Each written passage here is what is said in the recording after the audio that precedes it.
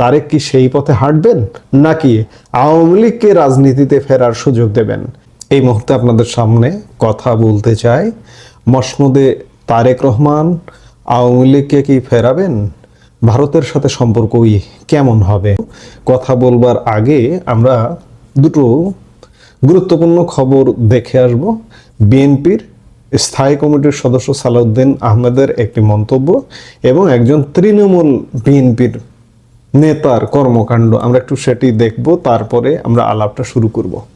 প্রথমেই যাই যে তৃণমূলে বিএনপির পক্ষ থেকে একটি ঘটনা ঘটানো হয়েছে যে ত্রয়োদশ জাতীয় সংসদ নির্বাচনের পর কার্যক্রম নিষিদ্ধ আওয়ামী লীগের একটি দলীয় কার্যালয়ে তালা খুলে দিয়েছেন পঞ্চগড় সদর উপজেলা বিএনপির সভাপতি আবু দাউদ প্রধান।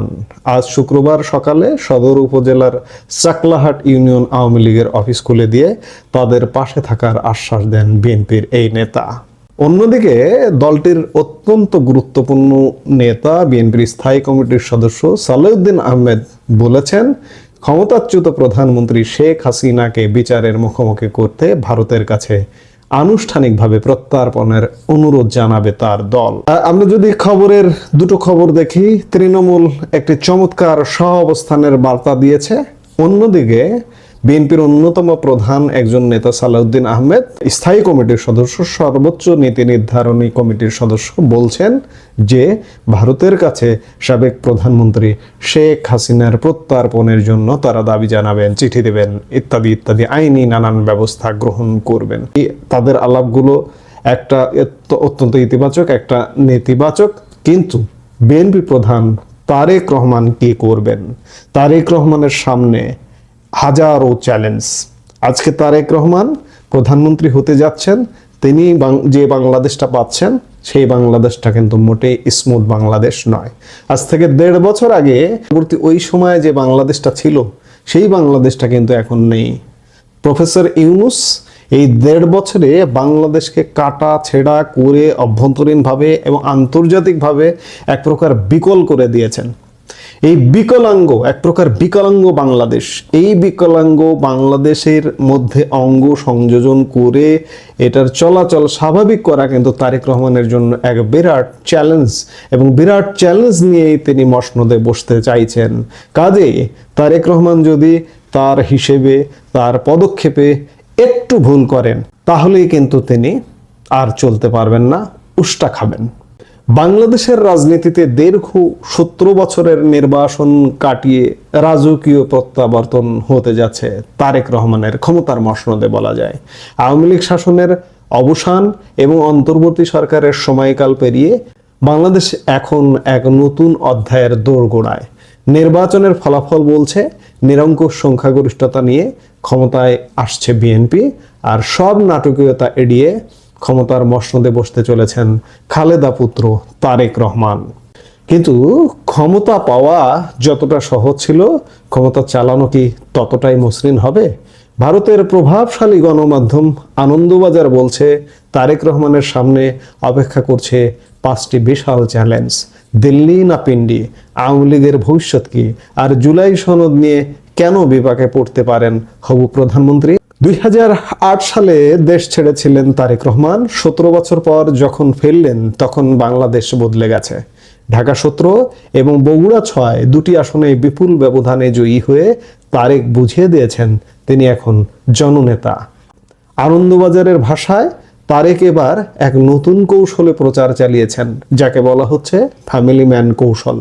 স্ত্রী কন্যাকে পাশে নিয়ে তিনি বার্তা দিয়েছেন, আমি তোমাদেরই লোক। তার সেই বিখ্যাত স্লোগান দিল্লি নয়, পিন্ডি নয়, সবার আগে বাংলাদেশ দেশের মানুষের মনে এক জাতীয়তাবাদী আবেগ তৈরি করেছে। কিন্তু এই আবেগ কি কঠিন বাস্তবতাকে সামাল দিতে পারবে? তারেক রহমানের প্রথম এবং প্রধান চ্যালেঞ্জ হলো জনতার আস্থা রক্ষা করা। দীর্ঘ অস্থিরতার পর মানুষ এখন শান্তি চায়।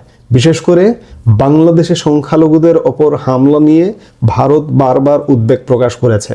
আনন্দবাজারের প্রতিবেদনে বলা হয়েছে, এই নিপীড়ন বন্ধ করা এবং দেশে আইনের শাসন প্রতিষ্ঠা করাই হবে তারেক সরকারের প্রধান পরীক্ষা।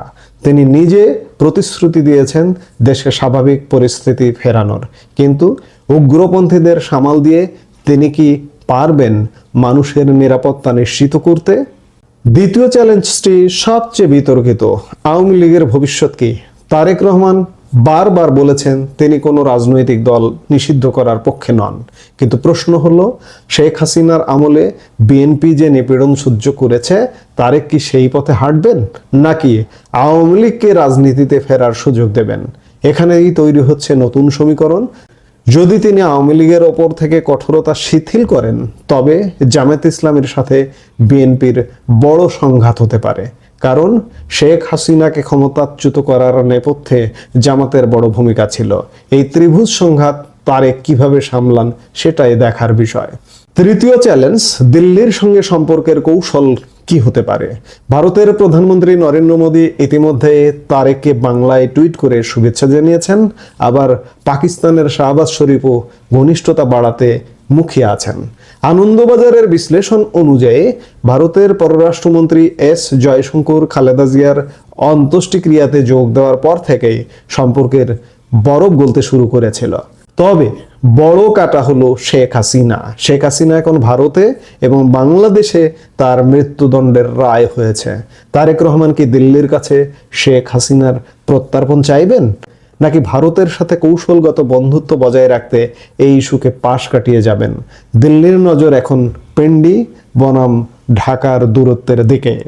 চতুর্থ চ্যালেঞ্জটি তারেক রহমানের নিজের পদের জন্য হুমকি স্বরূপ, সেটি হলো জুলাই সনদ। এই সনদের 84টি প্রস্তাবের মধ্যে একটিতে বলা হয়েছে একই ব্যক্তি প্রধানমন্ত্রী এবং দলীয় প্রধানের পদে থাকতে পারবেন না। বিএনপি এই ধারায় আপত্তি জানিয়েছে, কারণ তারেক যদি প্রধানমন্ত্রী হন তবে কি তাকে বিএনপি চেয়ারপারসনের পদ ছেড়ে দিতে হবে? সংবিধানের ওপরে এই সনদের প্রাধান্য মেনে নেওয়া তারেক রহমানের রাজনৈতিক ক্যারিয়ারের জন্য এক বিশাল পরীক্ষা। গণভোটের ফল যদি সনদের পক্ষে যায়, তবে তারেককে তার দলের গঠনতন্ত্র আর দেশের নিয়মের মধ্যে ভারসাম্য রক্ষা করতে হিমশিম খেতে হবে। সবশেষ এবং পঞ্চম যে চ্যালেঞ্জটি সবচেয়ে বড় হিসেবে তারেক রহমানের কাছে দেখা দেবে, সেটি হচ্ছে অর্থনীতির লড়াই। ডোনাল্ড ট্রাম্প প্রশাসনের সাথে ডক্টর ইউনূসের অন্তর্বর্তী সরকার যে বাণিজ্য চুক্তি করেছে, তার ফলাফল হবে সুদূর প্রসারী। আমেরিকার পণ্যে শুল্ক কমলেও বাংলাদেশকে ৬,০০০ মার্কিন পণ্যের ওপর থেকে শুল্ক তুলে নিতে হবে। এতে সরকারের রাজস্ব আয় ব্যাপক হারে কমবে। তারেক রহমান যখন ক্ষমতা নেবে, তখন কোষাগারে টান পড়বে। এই অর্থনৈতিক ধাক্কা সামলে সাধারণ মানুষের দৈনন্দিন চাহিদা মেটানো তার জন্য হবে অগ্নি পরীক্ষা। শুল্ক হ্রাস বনাম রাজস্ব বৃদ্ধি, এই সমীকরণ মেলাতেই তার প্রথম 1 বছর কেটে যেতে পারে। আনন্দবাজারের এই বিশ্লেষণ স্পষ্ট করে দিচ্ছে যে তারেক রহমানের জন্য প্রধানমন্ত্রীর পদটি কোনো পুষ্পসজ্জা নয়। একদিকে দেশের মানুষের আকাশচুম্বী প্রত্যাশা, অন্যদিকে ভারত, পাকিস্তান, আমেরিকার ভূ রাজনৈতিক চাপ, সাথে আছে দলের অভ্যন্তরীণ পদ রক্ষার লড়াই। তারেক রহমান কি পারবেন এই 5 চ্যালেঞ্জ জয় করে নিজেকে একজন সার্থক রাষ্ট্রনায়ক হিসেবে প্রমাণ করতে, নাকি অতীতের ছায়া তাকে তাড়া করে ফিরবে? আপনার কি মনে হয় তারেক রহমানের প্রধান চ্যালেঞ্জ কোনটি হওয়া উচিত? কমেন্ট করে আমাদের জানান। এই মুহূর্তে এ পর্যন্ত। সবাই ভালো থাকুন।